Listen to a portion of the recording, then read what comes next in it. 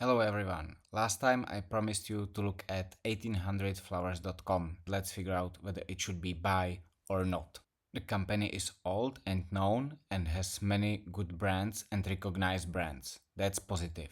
Also, the company is in transformation phase.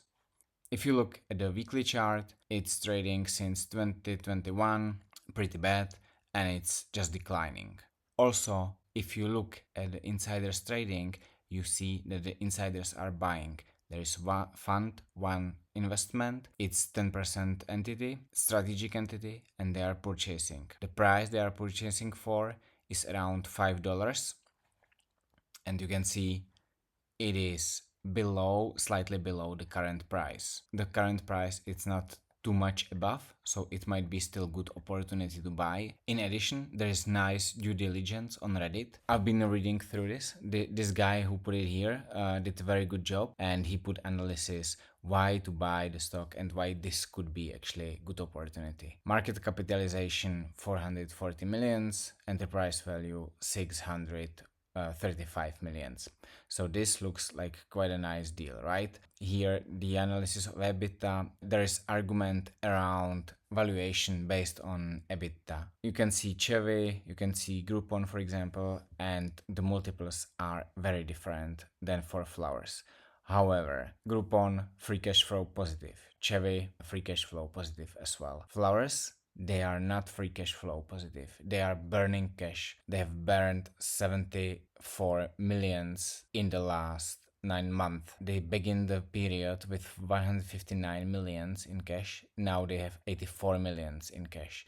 With this burn rate, they have maybe 1 year or 1 year and a half, maybe 2 years of cash. So there is a risk of dilution.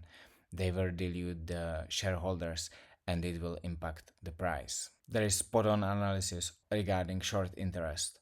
It's very nice, 69% of short interest. I agree, this is very good and it's looking promising for short squeeze. However, the stock that is burning cash and is really in the risk of bankruptcy potentially is unfortunately vulnerable to shorting. You cannot be sure if the price will really stop bleeding or not because there is this risk of bankruptcy and they are burning cash. Also, for this new transformation phase, they hired new CEO. It's this person. And while I believe the achievements and experience are impressive, what I would be looking for in this transformation phase would be experience with transforming businesses, experience with building the business or transforming business and turning it around. I don't see it here. So it's board members then experience in Home Depot, respectable businesses. The guy achieved a lot, but it's not the profile I would be looking for actually for this phase, what they are saying. I believe this profile can cut the costs, but is it really a profile that can position the business for future growth? I doubt. Positioning the company for sustainable, profitable growth. The problem, when I was going through the materials, I don't see actually that they would know what it is right now. They are betting on AI and they are betting on some initiatives that are in the pipeline, but they don't know. They don't have any numbers behind to say, well, it is really what's helping, and there is no evidence that would support the claims, right? So they have hypothesis, but the hypothesis has no evidence as of now. So how they want to support growth, it is really unclear, and this needs to be figured out. If you look at the numbers, Bloomnet is the only growing sector, but look, it grows 4.5% and it cannot offset the decline in other businesses that they have.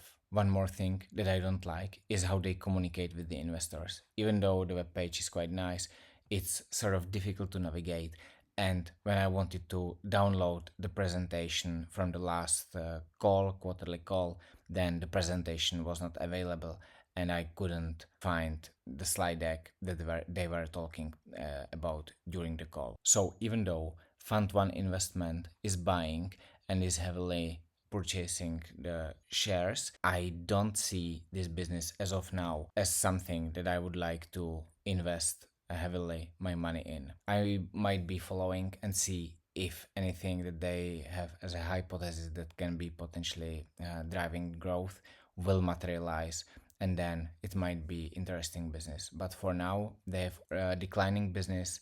They have hypothesis what to do, but there is no evidence that it will really help. And the people that are in leadership are not necessarily good evidence for me, they don't have track record that I'm looking for, so that it would support my investment in this business.